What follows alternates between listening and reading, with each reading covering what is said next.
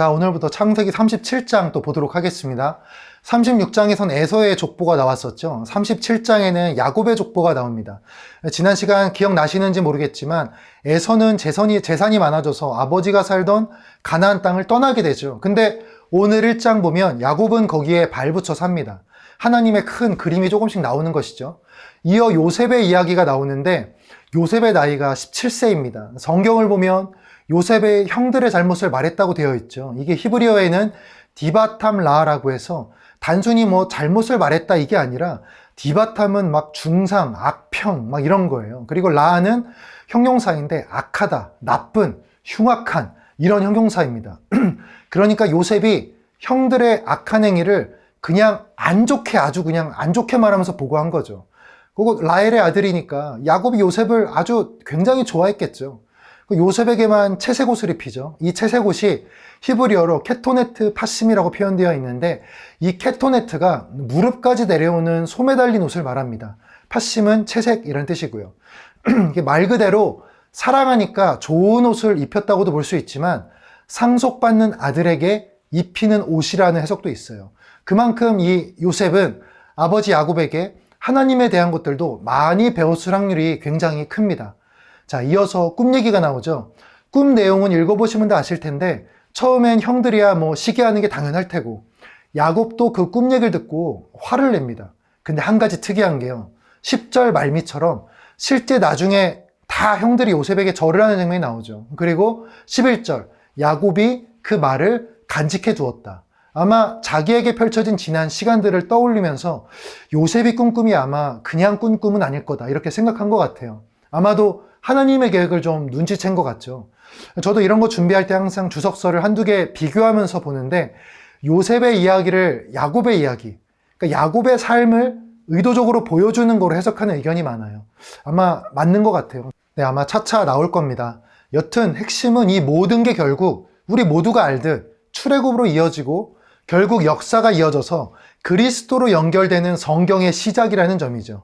자, 어쨌든 다음 이야기는 요셉이 형들을 만나러 가죠. 근데 형들이 그 요셉을 죽이려고 합니다. 구덩이 파가지고 요셉을 구덩이에 던져요. 그때 유다가 개입해서 죽게 하지 말고 미디안 상인에게 요셉을 팔자라고 제안을 하죠.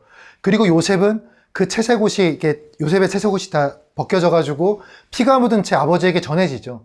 마지막 구절이 참 의미 깊지 않나요? 바로의 신하 친위대장 보디발에게 팔았더라.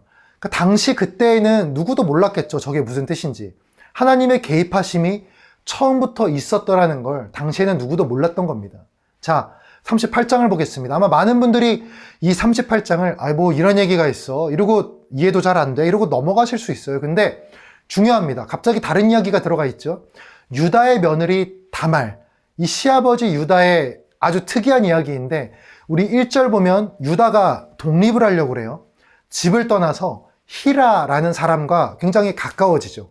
그리고 결국 유다는 수아라는 가나안 여인과 결혼을 합니다. 그리고 아들이 태어나는데 아들이 셋이에요. 엘, 오난, 셀라. 그리고 유다가 장자 엘의 아내로 다말이라는 여자를 데리고 와요. 근데 하나님이 어떤 이유로 엘이 좀 악하다고 해서 엘을 죽여요. 이유는 제대로 안 나와요. 좀 추측하기 어렵습니다. 그리고 신명기 율법에 보면 이제 형이 죽으면 동생이 대를 잇게 돼 있죠.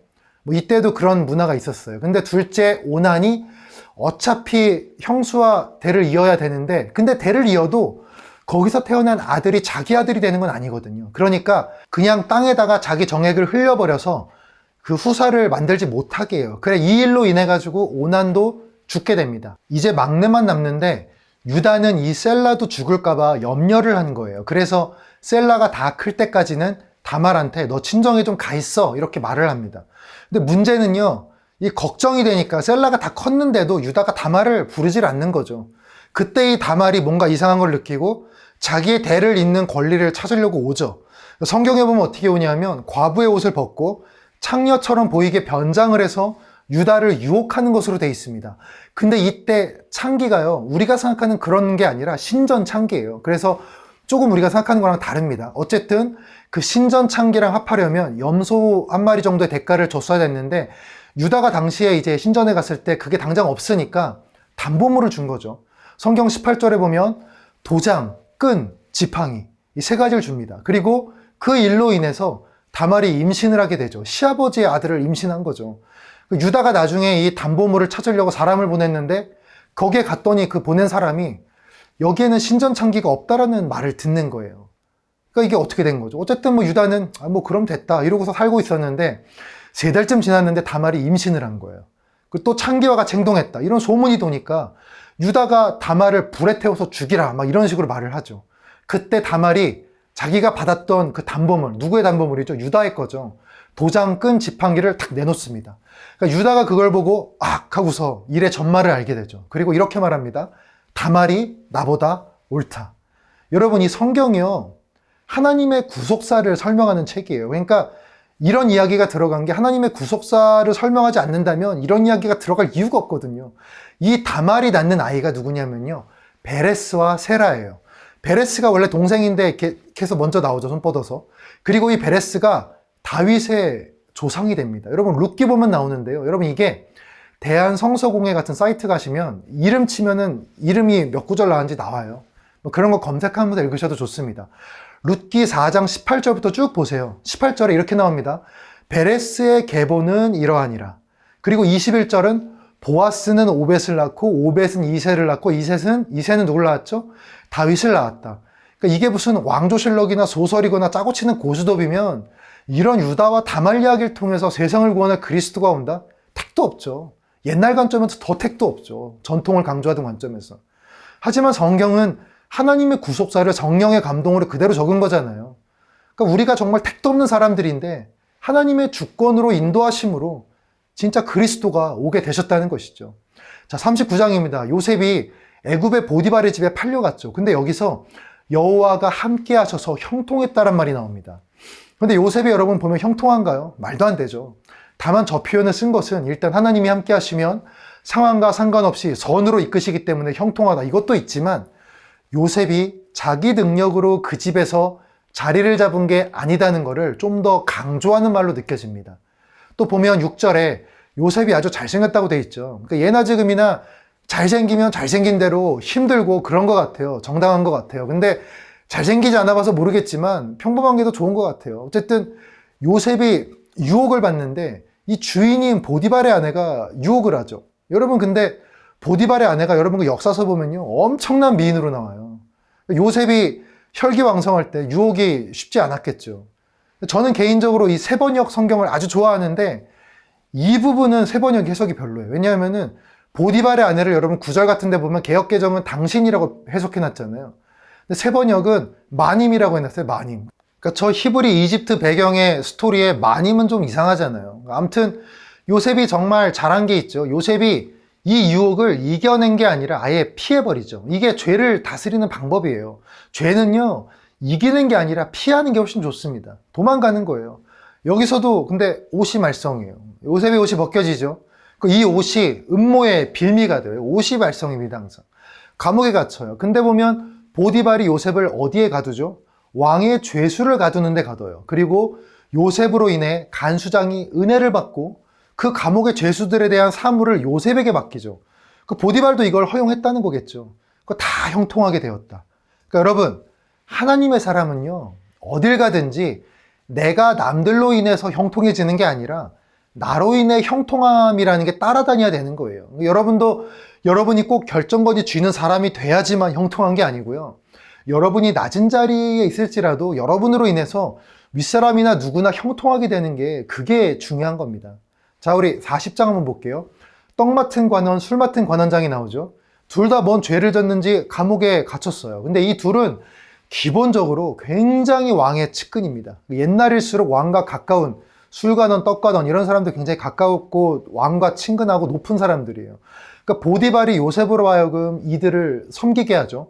그러니까 100% 보디발은 요셉이 죄인이 아닌 걸 안 거예요. 근데 알려지면 자기 아내가 개망신 나가니까 어쩔 수 없었던 거죠. 그 두 관원이 감옥이라는 잠자리가, 여러분 잠자리 불편하면 꿈 잘 꾸잖아요. 뭐 그랬는지 모르겠지만 뭐 하나님이 준 거죠, 당연히. 요셉이 그 말을 듣고 꿈을 해석할 수 있는 게 하나님뿐이다.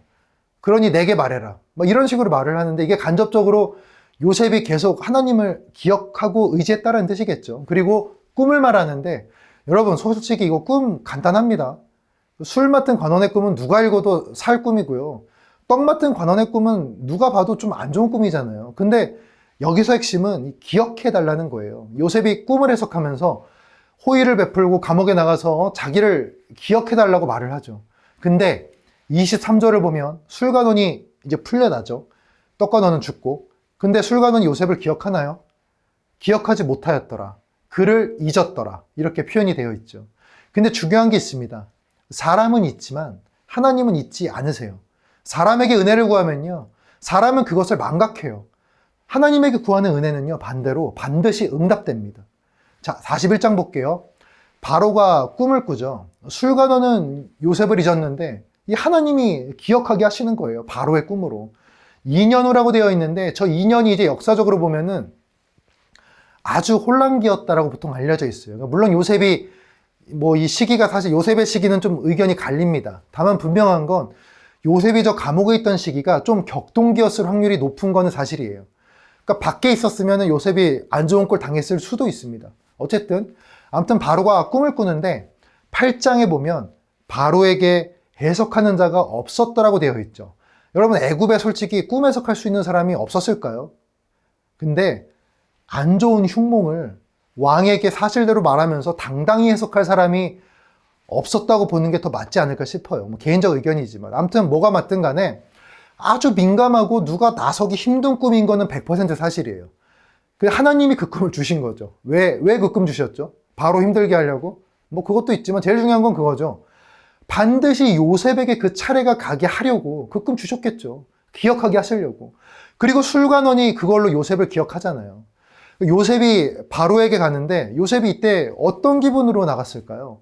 잘은 모르지만 두려움은 아니었을 거예요. 꿈 잘못 해석해서 목이 날아가면 어떡하지? 그거 아니었을 거예요. 하나님의 인도하심에 대해서 확신했을 거예요. 16절 보면 바로에게 뭐라고 말하죠? 하나님이 편안한 대답을 하시리이다.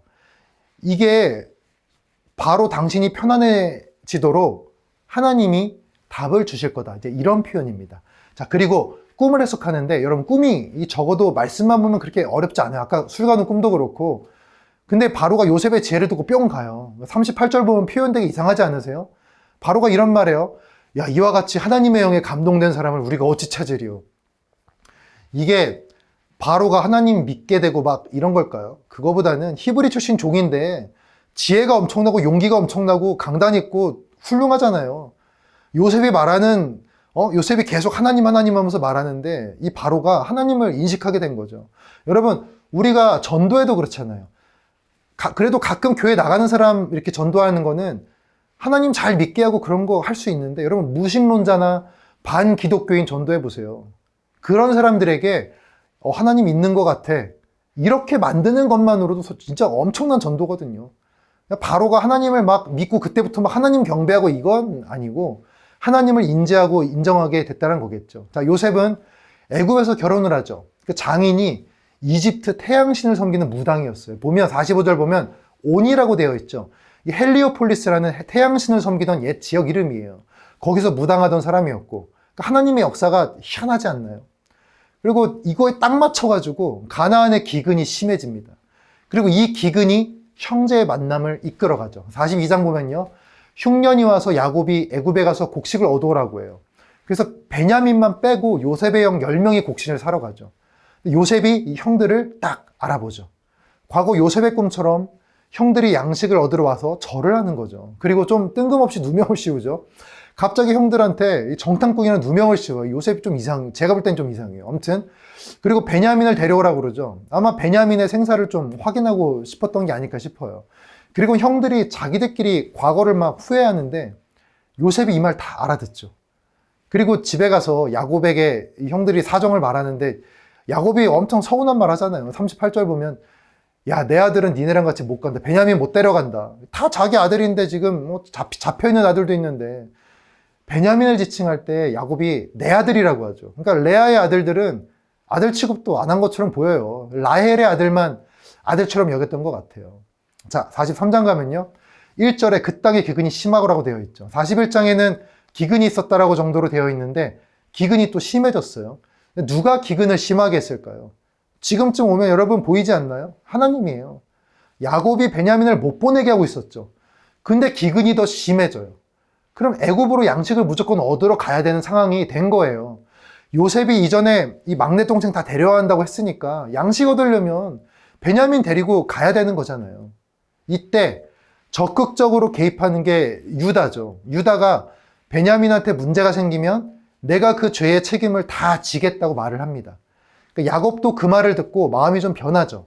근데 여기서 단순히 유다의 말 한마디 듣고 야곱이 변했다고 생각하는 것보다는 야곱도 기근이 너무 심해지니까 나머지 가족들, 자기가 챙겨야 할 자손들, 하나님이 주신 이 언약의 자손들이 눈에 보였던 것이죠.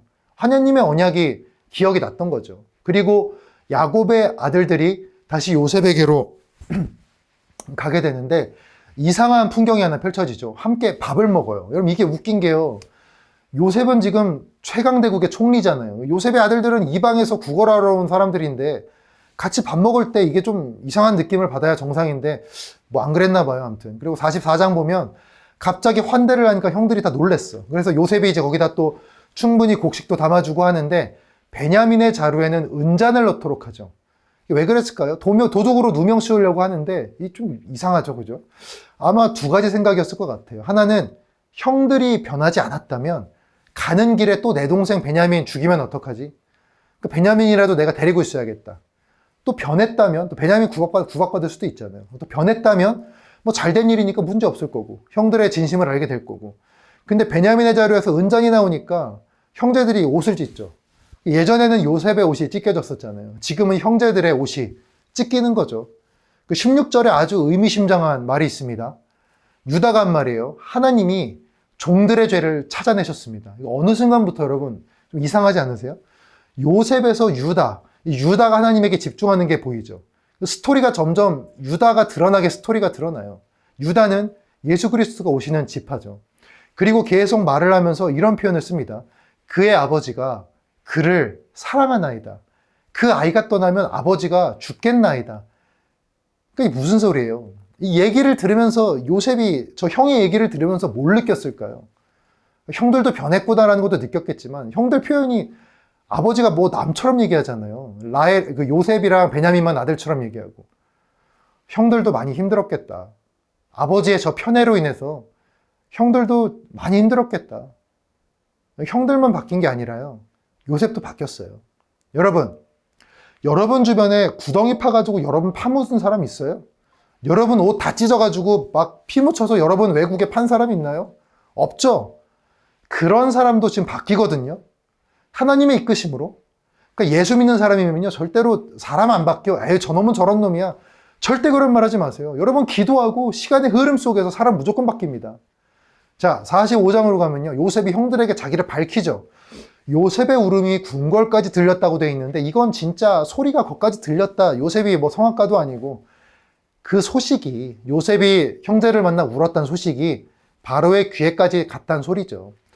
오랜 슬픔이 싹 녹아내리고 해갈되고 기쁨과 화해의 눈물이 이방 땅까지 전해졌다는 것이죠. 예수님의 복음과 참 닮아있죠. 그리고 7절, 8절을 보면 요셉이 형들을 용서했는데 어떻게 용서하죠? 하나님의 의, 그러니까 자기의 의로 용서한 게 아니에요. 성경 보면요. 하나님의 인도하심, 하나님의 뜻을 깨닫고 용서하게 되죠. 그러니까 화해가 그렇게 되는 거예요. 여러분 우리도 그래야죠. 용서라는 게요. 내가 의지하고 내가 하려고 하고 내가 막 저놈 좀 용서해야지 이게 아니고요. 하나님을 인지함으로 용서하는 겁니다. 하나님의 말씀으로 용서하는 거라고요. 우리의 힘으로는 완전한 용서가 어려워요. 하나님을 인지함으로 용서하는 겁니다. 그때 우리는 비로소 타인을 용서할 수 있습니다. 자, 46장에 가면요. 야곱이 이제 애굽으로 가는데 희생제사를 드리죠. 브엘세바, 야곱의 어린 기억이 있던 장소, 아버지와의 기억, 어머니와의 기억, 또 자신의 과오. 거기서 야곱은 희생제사를 드립니다. 하나님이 두려워 말라고 말씀하시는 거 보니까 야곱의 마음에 뭔가 두려움이 있었던 것 같아요. 그리고 언약을 주시죠. 민족을 이루게 할 것이고 요셉이 네 눈을 감기게 할 것이다. 안전하게 갈 거란 뜻이죠. 그리고 27절까지 자손들의 숫자가 쫙 나오고 28절 가면 야곱이 유다를 먼저 요셉에게 보내요. 고생 땅. 그러니까 계속 유다 얘기가 섞여 나오죠. 그리고 기다린 건 이제 아버지와 아들이 상봉을 합니다. 근데 요셉이 바로를 만나기 전에 이 아버지와 형제들에게 몇 가지 당부를 하는 게 나오는데 당신들이 이제 목축을 해온 사람이라고 바로한테 말하라고 하죠. 그래야지 고센 땅에 정착하게 될 거라고. 이 말의 핵심은 애굽 안으로 들어가서 살지 않고 고센이라고 하는 떨어진 지역에서 조상들이 하던 것들을 하면서 우리가 산다는 게 핵심인 거예요. 고센은 좀 떨어져 있거든요, 애굽 중심에서. 그리고 47장 가면 이제 바로를 만나죠. 그러니까 애굽하고 안 섞이는 게 포인트라는 거예요. 뭐 형들은 아버지가 한 대로 자기들이 목축을 했다고 말하는데 바로가 이 고센에서 그러면 내 가축도 니들이 함께 관리해라 이렇게 말을 하죠. 요셉이 그 알고 뭐 미리 말했던 건지 모르겠어요. 근데 어쨌든 일자리 생겼죠. 재산도 늘었죠. 뭐 요셉의 말대로 고센에서 살 수 있게 허락도 됐죠. 뭐 아주 최고죠. 근데 그 다음 행동이 아주 다 이거 물거품으로 만들 뻔한 우리 입장에선. 야곱이 바로를 만났는데 갑자기 바로한테 축복을 해요. 이거 어이없는 행동이에요. 제국의 왕한테 어디 타국에서 온 노인이 축복을 해요. 요셉의 아버지 아니고 길 가던 사람이었으면 바로 목 쳐졌겠죠. 근데 하나님이 인도하시니까 뭐 그런 일은 없죠. 요셉이 바로를 축복을 해요. 여러분, 이 가족들이 받은 땅이 라암셋이라는 곳인데 이 고센에서 더 동쪽이에요. 그러니까 애굽하고 가나안의 길목 같은 곳이에요. 그러니까 우리로 치면은 강원도 철원, 뭐 고성 이런 데예요. 근데 여러분, 이런 국가의 경계 지역 같은 데는 함부로 주는 땅이 아니죠. 그러니까 요셉이 그만큼 신뢰받는 인물이었다라는 게 좀 추측이 됩니다. 그리고 요셉이 이 기근 가운데 이집트를 잘 돌보는 장면이 나오고 야곱의 죽음 날이 가까워져. 야곱이 당부를 하나요? 나를 애굽에 장사하지 말아라. 자, 그리고 48장은 요셉의 아들들에 대한 축복이 나옵니다. 여기서 5절에 보면요, 야곱이 이런 말을 해요. 요셉의 아들 에브라임과 므낫세는 내 것이라. 이 말은 네 아들 내 거야, 이런 이상한 말이 아니라 내 아들들과 같은 민족의 일원이 될 거란 얘기예요. 그리고 야곱이 요셉의 아들들에게 축복을 하는데 장자 므낫세가 아니라 차남 에브라임에게 오른손에 축복을 하죠. 근데 이런 말을 해요. 나도 안다. 요셉이 이렇게 다시 바꿔놓으려고 하니까 나도 누가 장자고 차남인지 알아. 그러니까 야곱은 하나님께 들은 거죠. 에브라임이 므낫세보다 큰 지파가 될 거라는 거 이미 알았던 것 같아요. 그리고 요셉에게도 하나님이 너희를 조상 땅으로 돌아가게 할 거라는 이런 언지를 하죠. 출애굽기의 복선이 깔리는 것이죠. 자, 49장으로 가면요, 이제 12 아들들에 대한 축복이 나오는데 여기는 그냥 쭉 읽어보세요. 근데 핵심을 하나 제가 말씀드리면 르우벤을 보면 안 좋은 얘기를 하죠. 이게 르우벤이 아버지 야곱의 첩과 잠자리라는 죄를 짓거든요. 그러니까 축복의 순간에 이거를 말을 하는 거예요. 시므온과 레이도 그래요. 안 좋은 말 써있죠. 디나 사건 때 아주 악독한 사륙을 저지른 장본인이 시므온과 레이거든요. 이렇듯 마치 저주처럼 보이는 말을 하는 거는요, 자기 아들들이 진짜 저주받아서 니들 죽어라 이런 게 아니라 진실된 축복은요, 자기가 누군지 알고 내 죄가 뭔지 알고 그걸 알아서 그것에서 돌이켜서 새롭게 나아가는 것이 진짜 축복인 것이죠. 죄를 그냥 모른 척하고 덮고서 그냥 축복이 올 리가 없는 거죠. 그 대표적인 게 레이지파죠. 결단력 있고 주석서들 보면 다 비슷하게 말하더라고요. 무언가 하나님의 것을 더럽히는 것에 레이지파가 단호했다. 그 자세가 나중에 출애굽 황금 송아지 사건 때 하나님의 편에 서가지고 모세 입장에 서서 우상 숭배자를 처리하는 거. 그래서 제사장 직분을 받잖아요. 유다는 뭐 그리스도 것을 가문으로 딱 그런 얘기고, 야곱이 요셉에게 말하는 것 중에 내 아버지의 축복이 내 선조의 축복보다 나아서, 그러니까 내 아버지는 야곱이죠. 야곱의 그 선조들은 아브라함과 이삭이고 그들보다 야곱이 복이 많다라는 게 하나님의 뜻과 인도, 그분의 마음을 내가 아버지나 내 할아버지보다 더 많이 안다라는 거예요. 그러니까 바로한테 한 말처럼 험한 세월을 살면서 하나님을 내가 깊이 알게 되었다는 것이죠. 그러니까 진정한 복은요, 돈이나 권력이 아니라 하나님을 깊이 아는 거, 거기에 있음을 야곱이 깨달은 것이죠. 그리고 야곱이 죽습니다. 50장에 가면 야곱의 장례가 먼저 나오죠. 그러니까 야곱에 대해서 미라 처리를 한 것 같아요. 40일을 향으로 처리했다라는 게 아마도 그런 표현으로 추측이 됩니다. 그리고 야곱이 자기를 애굽에 묻지 말라고 하는데 요셉이 이거를 바로에게 조금 듣기 좋게 바꿔서 표현해요. 고향이 미리 정해놓은 가족 묘실이 있어서 거기에 장사를 하려고 합니다. 이건 완전히 같으면서도 다른 말이죠. 야곱의 말은 딱 들었을 때, 야, 나 애굽에 묻지 마. 뭐 이런, 이딴 데 내 묘 두기 싫다. 좀 이런 느낌이고, 남이 들었을 때 그렇다는 거죠. 두 번째 묘실 얘기는 뭐 이렇게 가뭄일 줄 모르고 미리 조상들과 함께할 이 가족묘를 제가 저기 아버지가 고향에 준비해 뒀대요. 그러니까 거기에 묻힐 수 있게 좀 부탁드립니다. 안 들어줄 수가 없는 부탁이죠. 야곱은 147세에 막벨라 굴에 붙입니다. 야곱이 평생 자기를 위해서 고집을 부렸잖아요. 근데 이 마지막 순간에 뭘 위해 고집을 부리죠? 야곱다운 고집에서 하나님을 위한 고집, 이스라엘다운 고집으로 바뀌게 된 거죠. 저는 그래서 늘 확신합니다. 지금 여러분 주변에 부족해 보이는 누군가가 있어도요, 절대 그리스도인들만큼은 함부로 그 사람을 재단하고 판단하면 안 돼요. 그 사람에게 하나님이 어떤 계획과 변화의 모습을 두셨는지 모르거든요. 자, 장례가 끝나고 이제 문제가 터지는 거죠. 형들 입장에서 걱정되는 거예요. 요셉이 자기들을 죽일 수도 있겠다. 아버지 돌아가셨으니까. 근데 아까 말했던 요셉이 지금 형들을 용서한 게 자기의 참을성으로 용서한 게 아니죠. 하나님으로 인해 용서하는 거죠. 그래서 야, 이것들이 아직도 나를 못 믿어? 뭐 이러는 게 아니라 하나님께서 다 우리를 인도하신 겁니다. 간곡히 위로했다고 써있죠. 그리고 요셉이 형제들에게 하나님이 지키시고 나중에 당신들을 약속의 땅으로 다 인도하실 거다.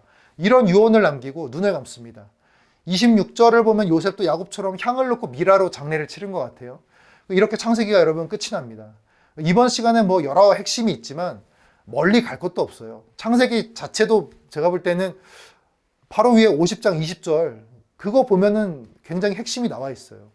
당신들은 나를 해하려 하였으나 하나님은 그것을 선으로 바꾸사 오늘과 같이 많은 백성의 생명을 구원하게 하시려 하셨나이다. 여기서 해하려 한다는 이 히브리어가 라거든요. 라 원형이. 이게 노아의 홍수 후에 사람의 마음이 어려서부터 다 악하다. 이때의 그 악함과 같은 단어예요. 선으로 바꾸사, 이 선은요, 히브리어로 레토바라고 써 있는데 이게 원형이 토브예요. 토브. 창세기의 그 유명한 말, 보기 좋다. 토브. 결국 하나님은 우리의 어리석은 것, 악한 것으로 나온 그 모든 것을 선한 것으로 바꾸시는 분이신 거죠. 저 때 요셉과 형제들은 그게 자기들에게 한정된 거라고 생각했을지 모르겠어요. 근데 우리는 알죠. 하나님의 계시로 알게 되었죠. 인간의 모든 악한 죄를 대속하신 예수 그리스도, 그분을 믿음으로 하나님께 의롭다함을 얻게 된 우리, 진정한 선을 얻게 된 것이죠. 인간에게 불가능한 이 엄청난 선의 구속사를 하나님이 자신의 주권으로 끝까지 이루시는 걸 알고 있는 우리로선 이런 구약의 이야기들이 그냥 단순히 넘어가기 힘든 일로 느껴질 겁니다. 자, 여러분 창세기 묵상 한 번 더 다들 해보시고 우리의 악을 선으로 바꾸신 하나님.